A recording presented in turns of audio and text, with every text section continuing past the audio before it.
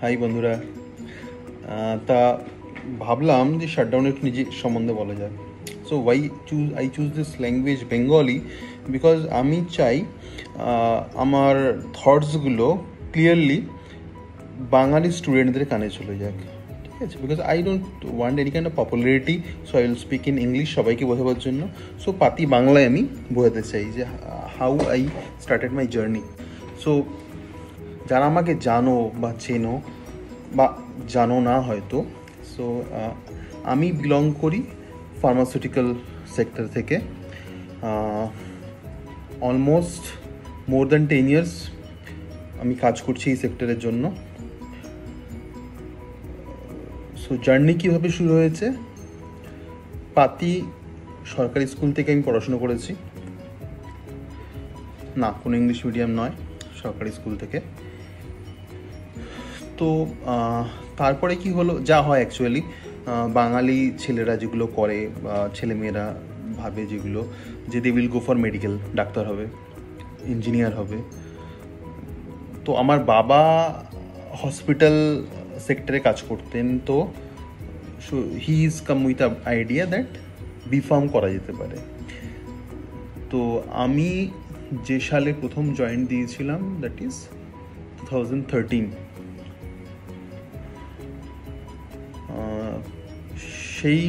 সেই সময় সোদপুর, উলুবেড়িয়া দুটো কলেজ ছিল, other then Jadavpur, two government college. As I am a medical student, so আমি গভর্নমেন্ট কলেজে পাইনি best on my rank. But anyhow 2014 আমি আরেকবার জয়েন্ট এন্ট্রান্স দিই, সে বছর আমি ভর্তি হই কোনো কারণে। 2013 আমি ভর্তি হইনি। তো সে বছর Netaji Subhash Chandra Bose institute of pharmacy খোলে চাকদাতে। তো মাই pharmaceutical journey begins in 2004 from Chakdah. তো জানা ছিল না কি করব বা কি হয় ফার্মাসি দিয়ে। অ্যাকচুয়ালি ফার্মাসি বলতেই লোকজন ভাবে যে দোকান, ছেলে দোকান খুলবে অথবা ফার্মাসিউটিক্যাল রিপ্রেজেন্টেটিভ। আমরা জানি না কেন, because we don't know this profession, আমরা দেখিনি। আর কলেজে আসার পর সেকেন্ডারিলি আমার কি মনে হয়েছে, হ্যাঁ teaching can B a profession, because তিনটে প্রফেশন আমরা দেখতে পাচ্ছি। একটা মেডিকেল ওষুধের দোকান, 2 নম্বর মেডিকেল রিপ্রেজেন্টেটিভ। হ্যাঁ, মেডিকেল রিপ্রেজেন্টেটিভ কেন? বিকজ আমি ছোটোবেলা থেকে বড় হয়েছি হসপিটালের কোয়ার্টারে থেকে, because my father working in hospital. So medical representative and teacher কলেজে এসে দেখেছি। This 3 options I got as a part of my career. তো যাই হোক, চালু হলো, বিফার্ম কমপ্লিট হয়ে গেল। কমপ্লিট হওয়ার পর আমরা কিছু বন্ধুবান্ধবের সাথে, আমার কিছু রুমমেট ছিল, কৌশিক ছিল যেমন, আমরা মার্কেটিংয়ের জন্য রেডি হওয়ার চেষ্টা করলাম, কিছু ইন্টারভিউজও দিলাম। বাট মেজর ড্রব্যাক কি, ইংলিশে কথা বলা, কিছু জিডি বাগেরা হতো, গ্রুপ ডিসকাশনস। সো কিছুটা ডিফিকাল্ট লাগলো ইনিশিয়ালি। ফেরবি যখন আমরা পুশ করতে আরম্ভ করলাম মার্কেটিংয়ের জন্য, পরে কি দেখা গেল যে মার্কেটিংটা ঠিক সইল না আর কি। Because YONO job and all those category depend করে কে কীরকম মেন্টালিটি বা কে কীরকমভাবে জিনিসগুলো হ্যান্ডেল করতে পারে তার উপর। আমি আগে করা যেরকম ছিলাম, অত ভালো কথা বলতে পারতাম না বা জিনিসগুলোকে সেল করা, সাপোজ কেউ বললো এই জলের বোতলটাকে বিক্রি করে দেখাও, ঠিক না? সো আমার কাছে ওই স্কিলগুলো ছিল না। হ্যাঁ, বাট অলদো আমার যে সকল বন্ধুদের কাছে যে স্কিলগুলো ছিল, তারা কিন্তু আজকের দিনে খুব ভালো জায়গায় মার্কেটিং পজিশনে রয়েছে। সো আমিও ট্রাই করেছিলাম, বাট ইন্টারভিউতে যখন জিজ্ঞেস করতো আমাকে why you are willing to choose this option, তো আমার কাছে মানে জোর করে মিথ্যা কথা বলতে হতো আর কি, যে আমার ঘুরতে ভালো লাগে, তো আমার বেচতে ভালো লাগে। So that is not the actual reality. So you can not tell lie in front of interviewer, because interview তো দূরের কথা। সো নিজে আয়নার সামনে দাঁড়িয়ে you can not speak lie to yourself, right না? যেটা তোমার পছন্দ হয় না, how you can approach for that kind of job. So anyhow কলেজে সে বছর আমাদের এমফার্ম ছিল না, but people are trying for এমফার্ম, যে আমাদের ম্যানেজমেন্ট ছিল। যখন আমরা বেরোই তখন আমি ফর্ম ফিল আপ করি that I am interested on M Pharm further education. তো কলেজ থেকে ফোনও আসে এবং আমাদের principal sir doctor Arnab Samanta ছিলেন তখন, এখনও আছেন, সরি। সো উনি আমাকে মেল করেন তো আমি তার বদলে আমার রেসপন্সও পাঠাই। মিন হাইল তার মধ্যে আমি কিছু রেফারেন্স ধরেছিলাম। রেফারেন্স বলতে চেনা পরিচিত বলতে টিচাররাই ছিল। অভিজিৎ সেনগুপ্ত ছিলেন আমাদের পুরনো মানে আগের প্রিন্সিপাল, যিনি তারপরে জেআইএসে চলে যান। তো ওনার রেফারেন্সে আমার সানফার্মা থেকে কল এসেছিল, বাট মিনওয়াইল একটু কনফ্লিক্ট হয়ে গেছিলো সানফার্মার কল আর আমার এম ফার্মের অ্যাপ্লিকেশনের জন্য।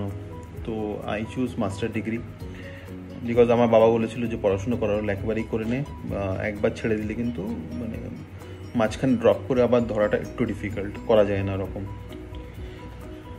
তো চালু হলো জার্নি এম ফার্মের। বি ফার্মও কমপ্লিট হলো, এম ফার্ম 2010-এ আমরা কমপ্লিট করে ফেললাম। দেন আমার খুব ইচ্ছে ছিল যে আমি ইন্ডাস্ট্রিতে কাজ করব। না, তার মাঝখানে একটু আছে বলে দিই, সেটা হচ্ছে টিচিংটা আমার ভীষণ ভালো লাগতো। কারণ আগে আমরা হোস্টেলে ছেলেপিলেদের পড়াতাম যারা জুনিয়র ছিল। ইভেন কলেজেও টুকটাক হলে দেখতাম কাউকে যদি কোনো গাইড করে দেওয়া যায়। তো এম ফার্ম করার মেন মোটো কী ছিল যে আমি তো মাকে বলেছিলাম যে আমি এম ফার্ম যদি করতে পারি তাহলে বাইরে যাওয়ার দরকার হবে না, so will get some job within West Bengal only, যেখানে আমি টিচিং করে প্রেফারেবল জব। সো বাট আমার কি মনে হয়েছিল, চলো আমি পড়লাম, এবার আমি পড়াবো।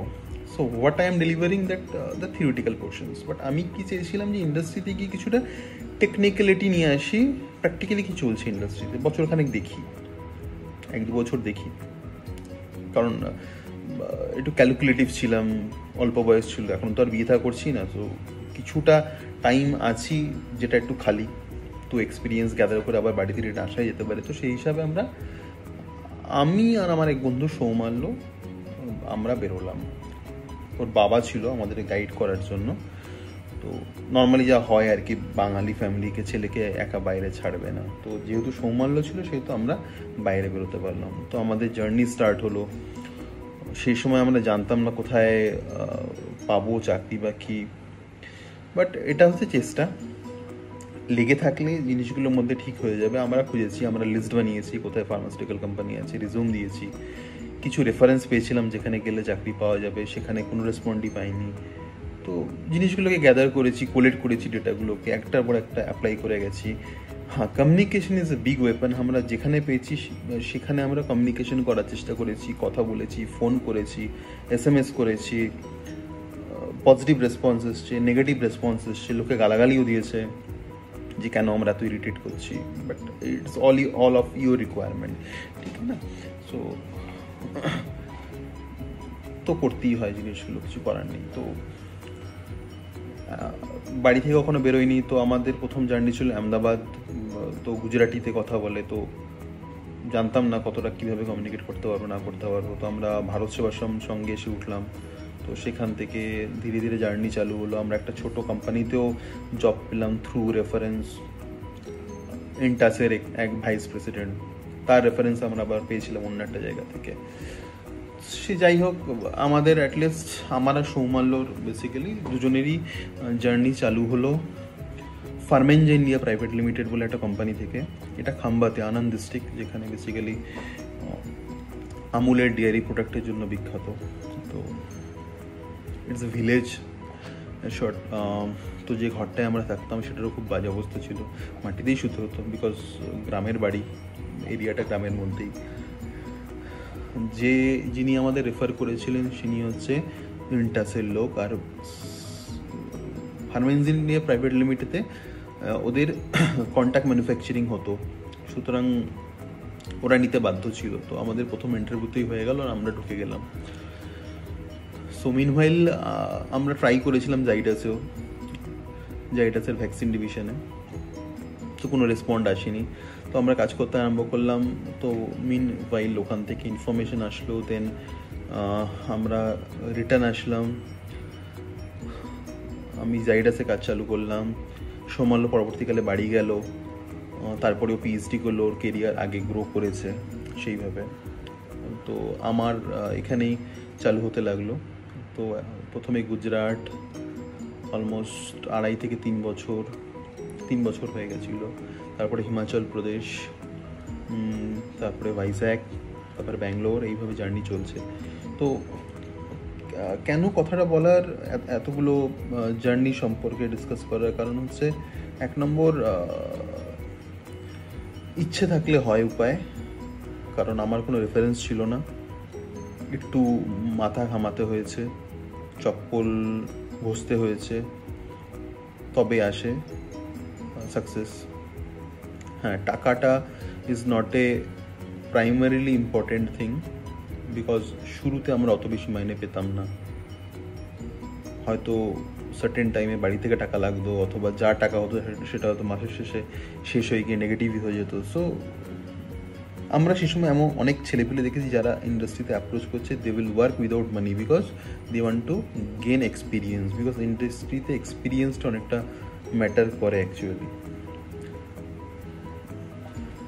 সো স্টোরিগুলো কেন বলা, যে মানে যদি কেউ ভাবে আমরা under privilege, there is no communications, কেউ সাপোর্ট দেওয়ার নেই, আমরা নর্মালি ফার্মার ইন্সপিরেশন স্টোরি শুনি না, আমরা মুভিতে শুনি, আমরা ফিল্ম হিরো হিরোইনদের জার্নি শুনি, বাট আমি চাইলাম যে একটা ফার্মার স্টুডেন্টদের জার্নি শোনাতে।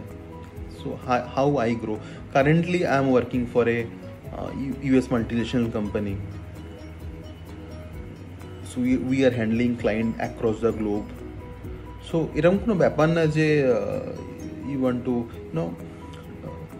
ইংলিশ মিডিয়াম থেকে পড়তে হবে, ব্যাকিং থাকতে হবে। হ্যাঁ, few candidate, few students they have well backing, তারা শুরুতেই কিছু ভালো জায়গায় চাকরি পেয়ে গেছিলো, আমরা পাইনি। বাট চেষ্টা করলে চেষ্টার কিন্তু ফল হয়,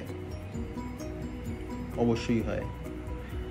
ভিশন থাকতে হয় যে কি করব আমরা বা কোথায় যেতে চাইছি। তো অ্যাটলিস্ট যেটা ভেবে এসছিলাম সেটা ফুলফিল হয়েছে আজকের দিনে, পৌঁছে গেছি যেখানে যাওয়ার। বাট ফার্মাসিউটিক্যাল ফিল্ডটা বহুত ইন্টারেস্টিং ফিল্ড। যারা এই ফিল্ডে আছো, কাজ করছো, জানো না হয়তো বিকজ এক্সপ্লোর করোনি ওয়ার্ল্ডটাকে। খুব দারুণ ওয়ার্ল্ড, প্রোগ্রেসিভ ওয়ার্ল্ড। ইন্ডিয়া জিডিপিতে এদের ভালো কন্ট্রিবিউশন আছে। US market, Europe market, UK market, across major global মার্কেটটাকে ফার্মা ধরে রেখেছে। সো এই ভিডিওটা তোমরা দেখছো মানে তোমরা ফার্মাতে আছো। So you are in a very good field. বিভিন্ন পোর্শন আছে, ইউ ক্যান না, আমাদের সময় তো অতটা ইন্টারনেটও পাওয়া যেত না, এখন তো মোবাইলেও অনেক ফাস্ট ইন্টারনেট ব্রাউজ করা যায়। সো সমস্ত ইনফরমেশন হাতে। ইনফ্যাক্ট আমি যখন স্টার্ট করেছি কেরিয়ার, আমার কাছে ল্যাপটপও ছিল না যখন আমি এখানে এসেছিলাম, আমার বন্ধুর কাছে ছিল। তো আমরা শেয়ার করতাম যা ইনফরমেশন ইয়া যা কিছু লাগতো, আমরা সেইভাবেই জিনিসগুলো করে নিতাম। তো যদি তোমাদের আরও কোনো কোয়ারি থাকে তো লিখতে পারো, আমি আরও কিছু ইন্টারেস্টিং শেয়ার করবো মিনহাইল যদি আমার মাথায় আসে কিছু। তো হঠাৎ র্যান্ডামলি মনে পড়লো শাটডাউনে যে স্টোরিটা শেয়ার করি, তাই করে দিলাম। ধন্যবাদ, নমস্কার।